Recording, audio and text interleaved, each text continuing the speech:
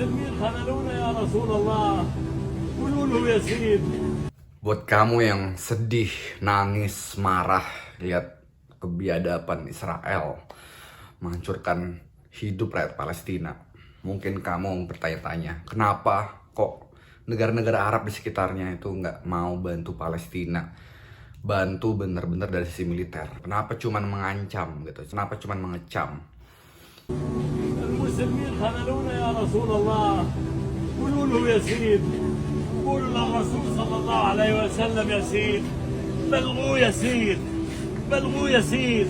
قولوا له يا رسول الله الأم خلتنا في غزة يا رسول الله. خذلونا يا رسول الله. أشلاء قطعونا والأم بتتفرج علينا يا رسول الله. Dan jawabannya itu ternyata ada di fakta-fakta sejarah yang kayaknya sengaja ditutupin, ya nggak diajarin di sekolah gitu. Dan gue bisa tahu fakta sejarah ini ya karena Bitcoin. Jadi apa penyebabnya? Penyebabnya adalah kita sekarang nih, hidup sekarang itu sebenarnya lagi di bawah kerajaan besar Amerika. Ya kita dengar lah bahwa Amerika tuh superpower gitu kan, punya kontrol, punya pengaruh besar gitu. Apalagi setelah runtuhnya Uni Soviet gitu di dunia, kita tahu itu. Tapi seperti apa Amerika itu mengontrol ekonomi dan politik di dunia, kerajaannya berjalan seperti apa, itu kita nggak banyak tahu, ya. Dan dimulainya dari mana? Dimulainya bukan dari sejak Amerika menutup Perang Dunia Kedua lewat bom Hiroshima dan Nagasaki. Enggak, setahun sebelum itu, ya ini nih yang nggak diajarin di sekolah gitu. Negara-negara di dunia, ya ini di penghujung Perang Dunia Kedua, itu berkumpul di Amerika, ya.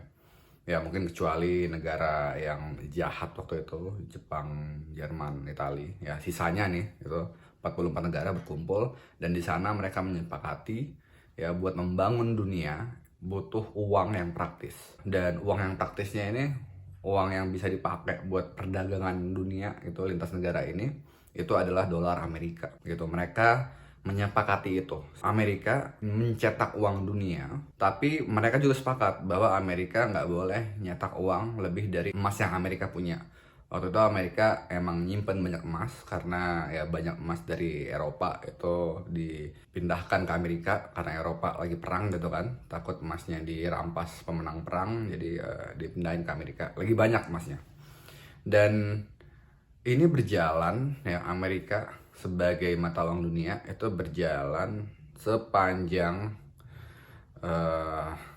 satu abad kali ya, sampai sekarang mungkin hampir tahun 2040-an gitu. Amerika masih jadi uang buat kita ngeset harga emas, ngeset harga minyak gitu, unit harga komoditas dunia, dan dipakai buat perdagangan dunia. Itu masih. Nah, sebenarnya di tengah-tengah itu sempat ada pergejolakan, dan ini ada nanti ada hubungannya sama Timur Tengah. Jadi tahun 60-an itu negara-negara barat, ya khususnya di Eropa, mereka nggak percaya sama Amerika. Mereka merasa Amerika nyetak uang lebih dari emas yang mereka punya. Dimulai dari negara Swiss, mereka kirim kapal tanker bawa dolar di dalamnya. Mereka mau ambil emas senilai dolar yang ada di kapal tanker itu, dan memang dibolehkan. Itu bagian dari perjanjian tahun 44 itu. Intinya Swiss narik emasnya lah gitu. Nah, habis itu nggak lama, beberapa bulan kemudian Prancis ngikutin, kirim kapal tanker. Tindakan ini ya, keraguan-raguan negara lain ini merasa Amerika punya privilege ya, nyetak uang lebih gitu, yang lain harus kerja, harus bikin produksi barang buat dapat uang, mereka tinggal cetak gitu.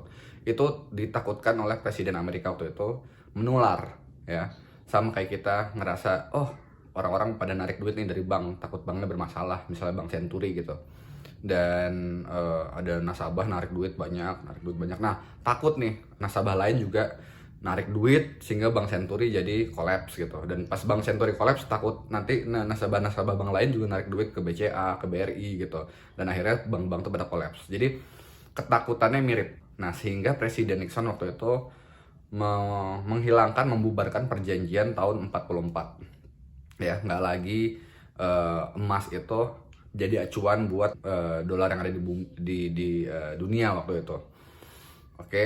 Nah, itu kejadian tahun 71 ya. Jadi di tengah-tengah nih sempat ada pergejolakan ya sama Amerika sebagai mata uang dunia.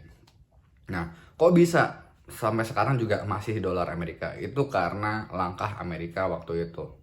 Ya, Amerika waktu itu tahu duitnya nggak di backing lagi sama emas gitu kan. Gimana caranya bikin duitnya bisa tetap relevan? Mereka selama 3 tahun itu ngelobi pemerintah Arab Saudi buat bikin perjanjian.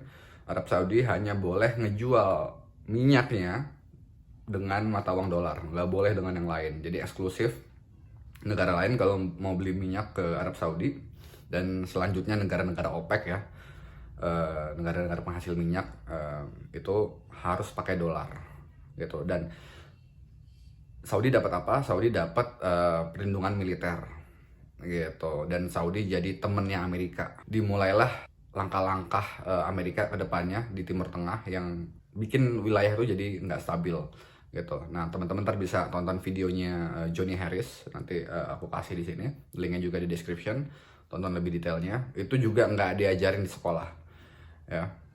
So, kenapa negara-negara Arab nggak langsung sekarang serta-merta bantu Palestina?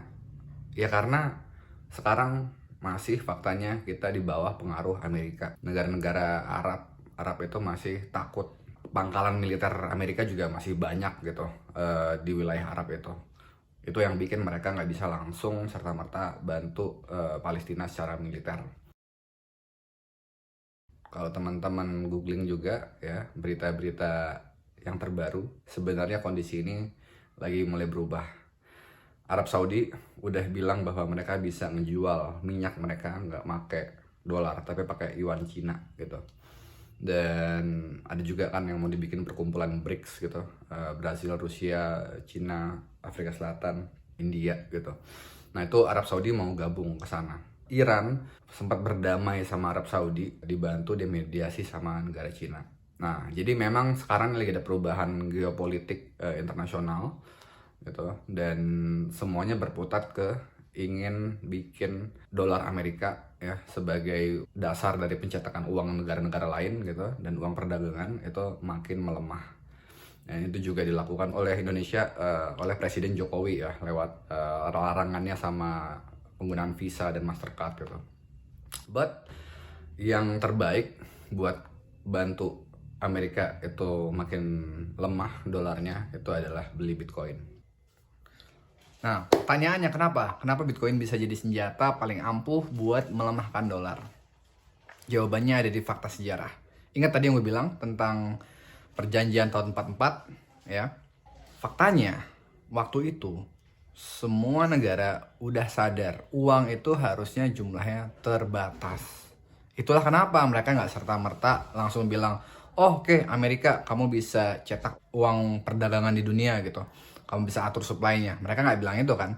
Yang mereka bilang adalah Amerika boleh cetak uang dolar tapi nggak melebihi dari emas, dari nilai emas yang mereka simpan.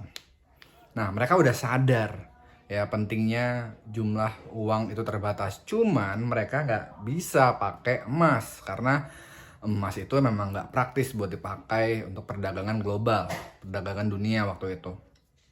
Oke, jadi karena keterbatasan fisik gitu, karena masalah praktikal, akhirnya dipilih dolar Amerika ya, yang jadi uang internasional. Seandainya Bitcoin itu udah ada tahun 1944, pasti negara-negara di forum itu memilih Bitcoin buat jadi uang perdagangan internasional. Kenapa? Ya karena sama kayak emas, nggak ada pihak yang bisa tiba-tiba menciptakan, menambah supply Bitcoin baru. Nggak ada, programmernya nggak bisa, minernya nggak bisa, gitu. Siapapun nggak bisa. Kebijakan moneter Bitcoin itu udah fix ya.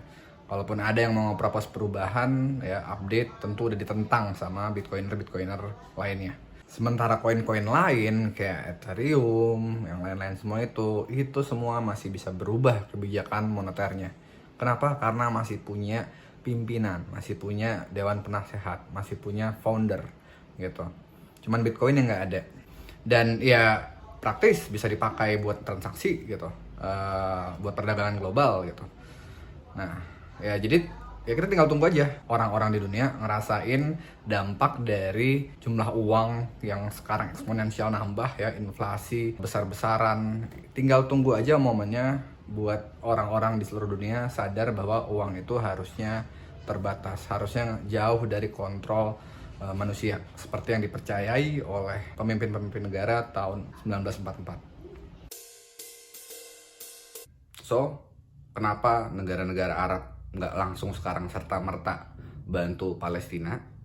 Ya karena sekarang masih faktanya kita di bawah pengaruh Amerika. Yang terbaik buat bantu Amerika itu makin lemah dolarnya itu adalah beli Bitcoin. Seandainya Bitcoin itu udah ada tahun 1944, pasti negara-negara di forum itu memilih Bitcoin buat jadi uang perdagangan internasional.